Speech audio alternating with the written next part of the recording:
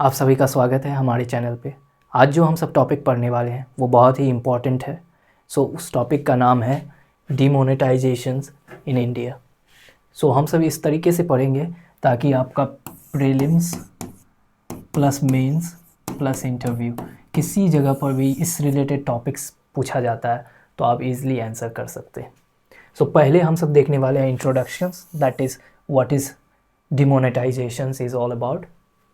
Second में हम सब देखने वाले हैं रीज़न, क्या कारण था डिमोनेटाइजेशंस लाने का, जो हम सब का 500 और 1000 नोट्स जो लीगल टेंडर से हट गया था, तो उसके रीज़न जानेंगे क्यों लाया गया था।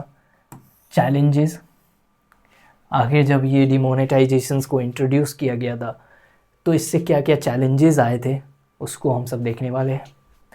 And way forward means solutions क्या हो सकता है यदि कभी फ्यूचर में डिमोनेटाइजेशंस फिर से इंट्रोड्यूस करना पड़ा तो क्या क्या सॉल्यूशंस हम सब प्रोवाइड कर सकते हैं ताकि बेटर एफिशिएंट तरीके से हो सके, ताकि पब्लिक को कोई प्रॉब्लम ना हो।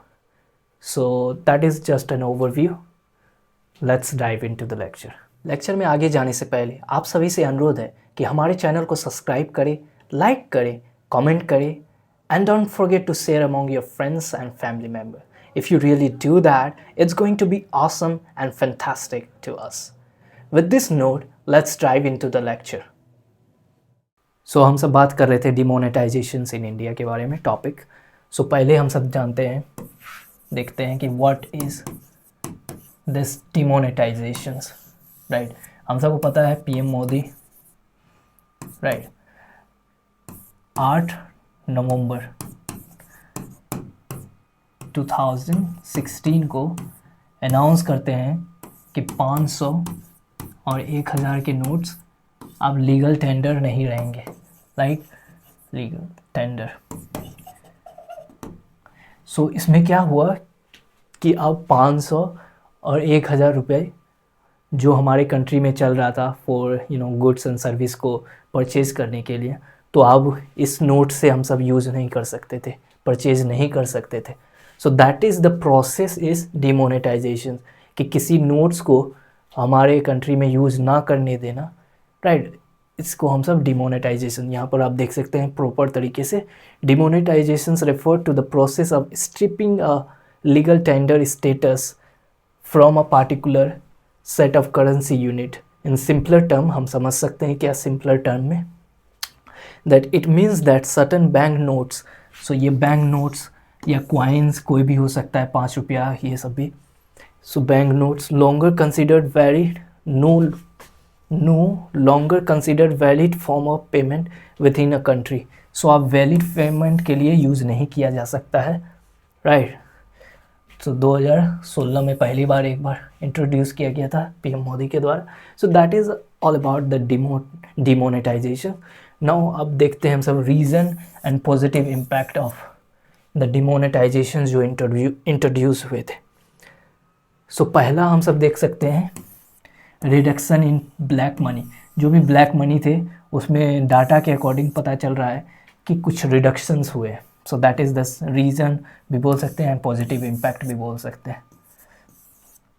इंक्रीज़ इन डिजिटल ट्रांजेक्शन्स, अभी हम सब देख रहे हैं कि कहीं भी छोटे से छोटे सामान हम सब डिजिटल पेमेंट कर रहे हैं यूपीआई के द्वारा।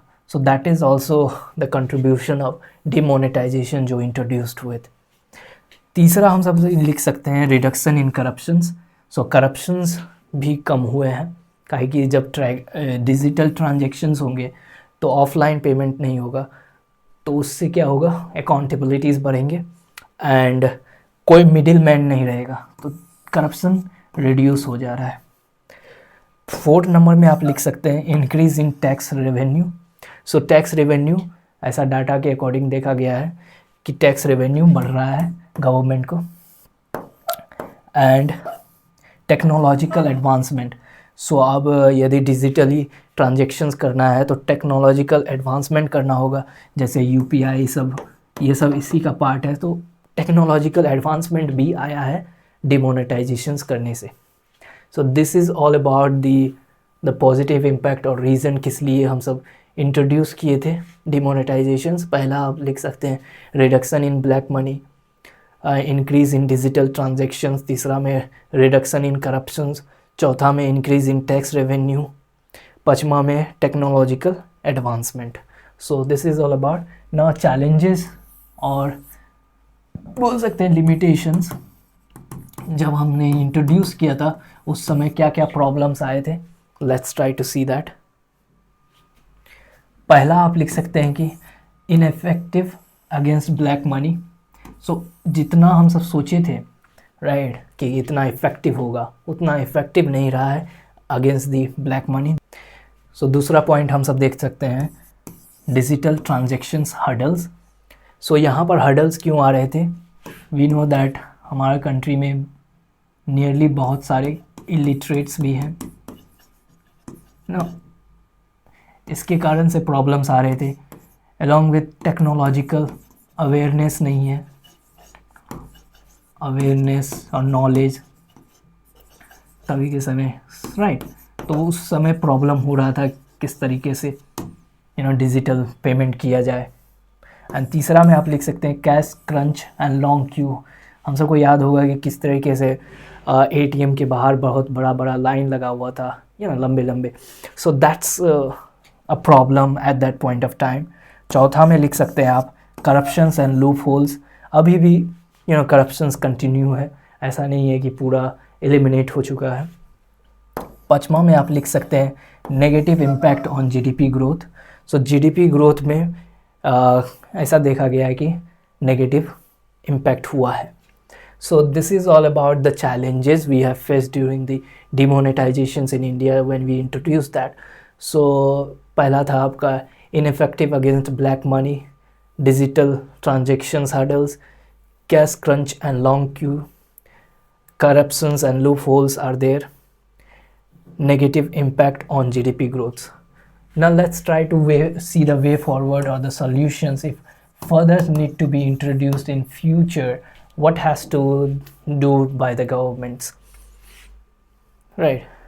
Now first is to transparency and communications. So एक तरीके से ट्रांसपेरेंसी रखना होगा कम्युनिकेशंस कि हम सब ये सब इंट्रोड्यूस करने वाले हैं, सो दैट इफ़िशिएंटली उसे मैनेज किया जाना चाहिए. दूसरा में आप लिख सकते हैं इम्प्रूव फाइनेंशियल इंफ्रास्ट्रक्चर.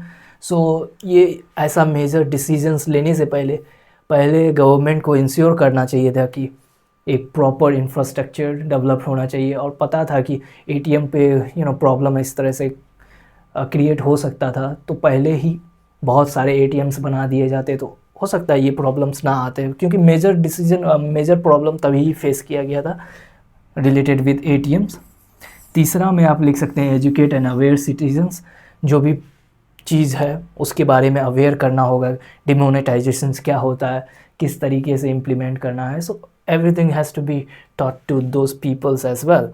पीपल को अवेयर करना होगा, सिटीजन्स को. एंड फोर्थ नंबर में आप लिख सकते हैं फोकस ऑन एफिशिएंसी. हम सबको एफिशिएंसी पर वर्क करना होगा.